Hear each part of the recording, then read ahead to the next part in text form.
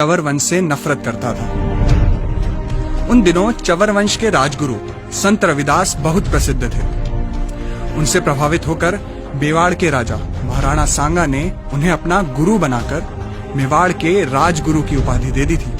संत रविदास की बढ़ती प्रसिद्धि को देखकर सिकंदर लोधी ने सदना कसाई को संत रविदास के पास भेजा और कहा कि कैसे भी रविदास को मुस्लिम बनाओ।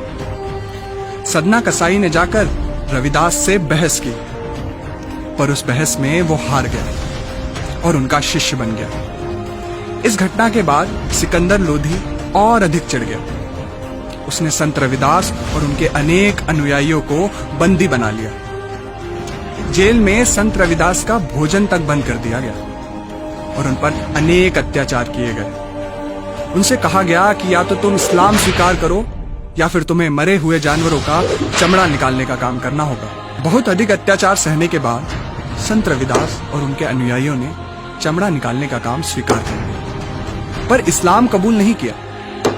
इस घटना का उल्लेख रविदास रामायण में मिलता है। भारत में चमड़ा वर्जित था, परंतु इस्लामिक आक्रमणों के बाद यहाँ पर चमड़े पर काम करने वाले मजदूरों की जरूरत बहुत बढ़ गई।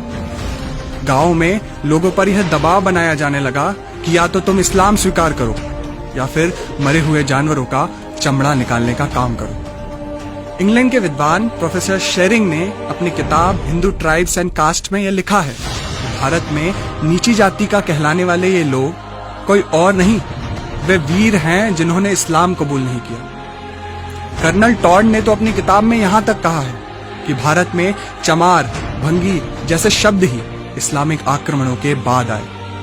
उन्होंने यह भी बताया कि 1200 ईस्वी तक भारत में शूद्र कहलाने वालों की संख्या मात्र 1% थी। आजादी के बाद मौलाना आजाद भारत के पहले शिक्षा मंत्री बने।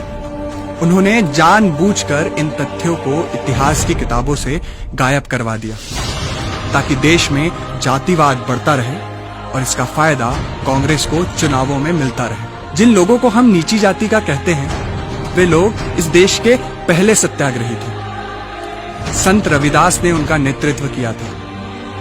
वे सच्चे अर्थों में क्रांतिकारी हैं। भले ही उनके बलिदानों को इतिहास की किताबों से मिटा दिया गया, पर उनको हमारे दिलों से कभी नहीं मिटाया जा सकता, क्योंकि अगर संत रविदास झुक जाते तो शायद आज हम कुछ और होते, या शायद हम होते ही नहीं।